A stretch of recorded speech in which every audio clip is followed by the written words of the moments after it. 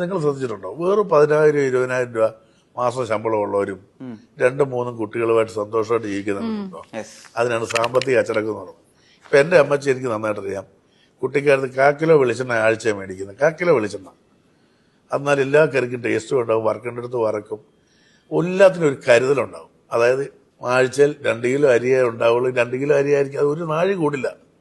അങ്ങനെ വലിയൊരു അച്ചടക്കം അവർക്കുണ്ടായിരുന്നു. എനിക്കൊന്ന് ഇന്നത്തെ തലമുറയ്ക്ക് അത്രയും അച്ചടക്കം ഉണ്ടോന്ന് എനിക്കറിയില്ല. ബീഫ് ഞായറാഴ്ച മാത്രമേ മേടിക്കുന്നത്. 1/2 കിലോ ഇറച്ചിയാണ് വീട്ടിൽ മേടിക്കുന്നത്. ഞായറാഴ്ച പള്ളിയിൽ നിന്ന് അപ്പൻ 1/2 കിലോ ഇറച്ചി മേടിച്ചോണ്ട് വരുമ്പോൾ നമുക്കൊരു സന്തോഷമുണ്ട്. ഏതാ അപ്പൻ ബീഫ് കൂട്ടില്ല, ബാക്കി എല്ലാവരും കഴിക്കും. പക്ഷെ ഈ 1/2 കിലോ ഇറച്ചി ഞാൻ ആർക്കുണ്ട്, ഈ ആരും ബിരുദക്കാരും ചിലപ്പോൾ കാണും ഉടയാൻ വേണ്ടി. അപ്പൊ അമ്മച്ചി എന്താ വെച്ചാൽ ചില ഉരുളക്കിഴങ്ങ് സവോളയും കൂട്ടും, കൂട്ടിയിട്ട് ഒരു പെരളം കറി വെക്കും.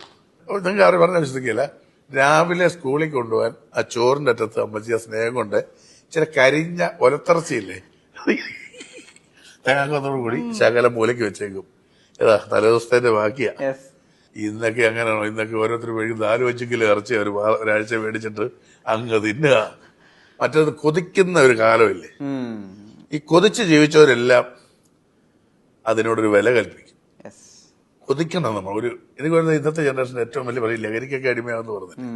ഇവർക്കൊന്നും കൊതിയില്ല, എല്ലാം കിട്ടിക്കഴിഞ്ഞിട്ട് ഇനി എന്ത് കിട്ടും, ഇനിച്ച പുഴാൻ കിട്ടുമോ അല്ലെ പരാമർ കിട്ടുമോ എന്ന് ചോദിച്ച് നടക്കുന്ന എല്ലാം ഉണ്ടേ. എല്ലാം എന്താ കിട്ടാത്ത, എല്ലാം ഷവർമ മറ്റേത് മറിച്ചത് എല്ലാവരും കുത്തിക്കയറ്റി കൊടുത്തു. അവിടുന്ന് മറ്റേത് കാർഡ് മറ്റേത് മറിച്ചത് ചെയ്തു, എല്ലാം കൊടുക്കുക. പിന്നെ എന്താണ് തൃപ്തി? ഇനി എന്ത് കിട്ടും, എനിക്ക് എന്തിനും പാമ്പിനെ കൊണ്ട് കൊത്തിച്ചാലോ എന്നൊക്കെ പറഞ്ഞ് നടക്കുന്ന കുറെ. അതാണ് പ്രശ്നം, കൊതിയില്ല.